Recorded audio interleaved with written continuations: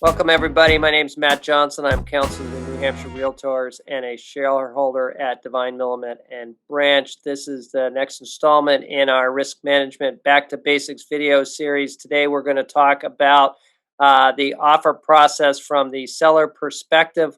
With me today to assist us is the chair of the risk management subcommittee, Jim Lyons. Jim, thanks for helping out today. And so from the offer process, let's get the legal piece out of the way, and then we can talk about the practical. The legal piece is that right now in our marketplace, we are seeing multiple offers on most properties. It is very competitive out there. So one of the things the seller has to do is evaluate the key aspects of the purchase and sale agreement. And that's not every provision of the purchase and sale agreement, but there are some key provisions. Obviously, the price being offered is key.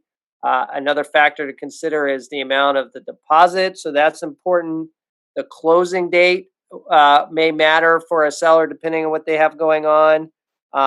What items are included or that the buyer wants included in the sale can matter. Inspection contingencies, how many inspections, what type of inspections, the time frame for the inspections. Depending on the property, whether the due diligence paragraph is checked and are there homeowners association or condo documents or other documents or easements or items of that nature that need to be reviewed. The closing terms, the financing terms can be critically important in terms of evaluating competing offers.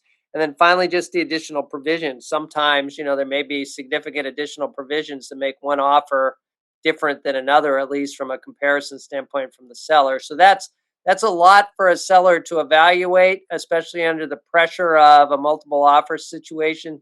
Jim, do you have any suggestions for agents in the field about how to prepare your seller for this environment, and then how to coach them through when the offers start coming? And what do you do?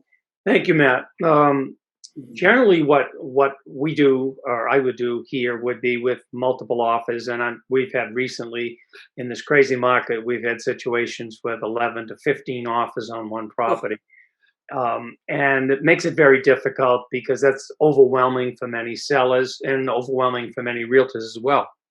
So the very first practice that I do is when the offers come in, as soon as the offers are received, I do forward every offer in a timely way to the seller because, as you know, offers can be revoked. So I want the seller to have it in their hands. So we deliver the offers immediately to the seller. And generally with a lot of showings, let's say it's Thursday and an offer comes in and I've got showings lined up for the next 3 days, which is very common. I will set a timeline with the seller and say, look, we've got showings set up until Sunday afternoon. So I will send you all of the offers that come in as they come in until Sunday afternoon. And then I will put a spreadsheet together with those offers, and we will convene by phone on Sunday night or Monday morning, and we'll evaluate the offers and choose what works best for you. So let me stop you for half a second. Do you ever, in that part of that process, do you communicate back out to various buyer agents and say essentially, hey, we've had a lot of activity on the property. My client and I are going to be reviewing all offers on, or we'll receive offers up to a certain date and time. Do you put that kind of limit out there? Yes, when we see that situation that's developing and we've got an intense, you basically get a feel for it when the phone starts ringing within 30 minutes of the listing going into the MLS. Sure. You know that there's going to be a lot of activity. So I will when that first offer comes in, I'll have a discussion with my seller about the activity and the showings. And my practice has been to set up that timeline.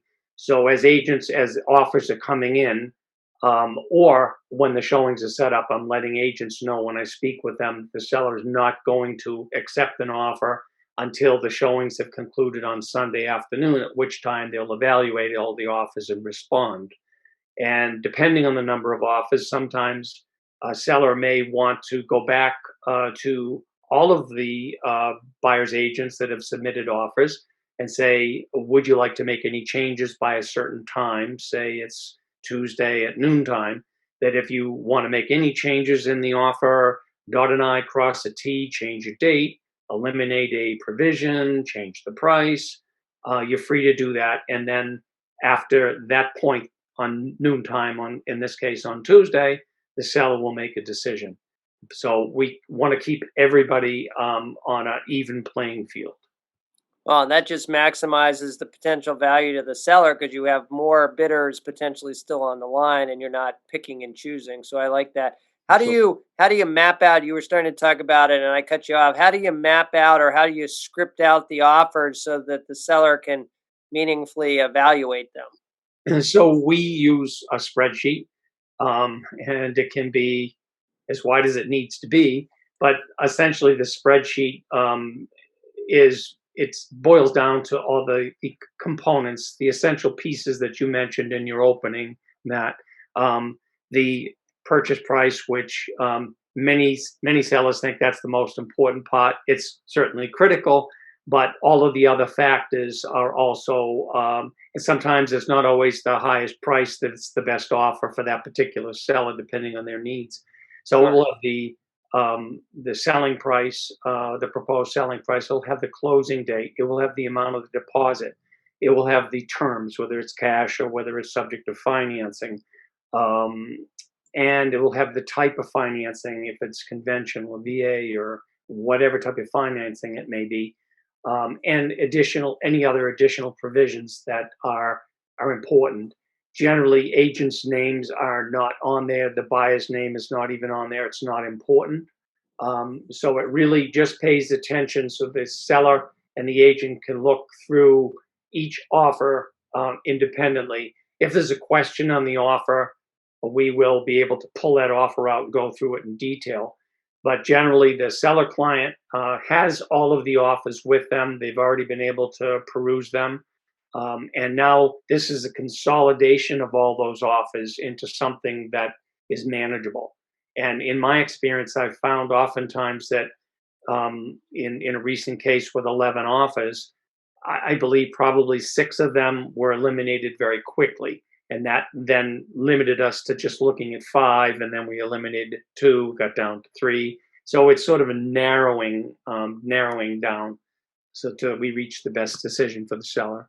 Jim, I think that's great advice. I would add my 2 cents from the legal side. I think having a chart of that nature is also can be a fantastic piece of evidence to protect an agent and a firm were there to be any sort of license law complaint or civil complaint from, say, an aggrieved buyer who put in an offer and can't understand why they didn't get the property. That's sort of just the facts straight, not even with the names, data of all the material terms and the offers. That is a really good piece of evidence to establish that not only did the seller and the listing agent not do anything that would cause a Fair Housing Act violation, maybe, but that it was purely evaluated on the economic terms. And I think would be a great piece of evidence that probably make any sort of claim go away quickly. So I think not only is that a great tool practically, but I think from a legal and risk management perspective, that's a great tool as well. Jim, thank you so much for your help on this topic. I know we'll hear more about it since the market is staying hot. This concludes this segment of our Back to Basics video series. Thank you, everybody.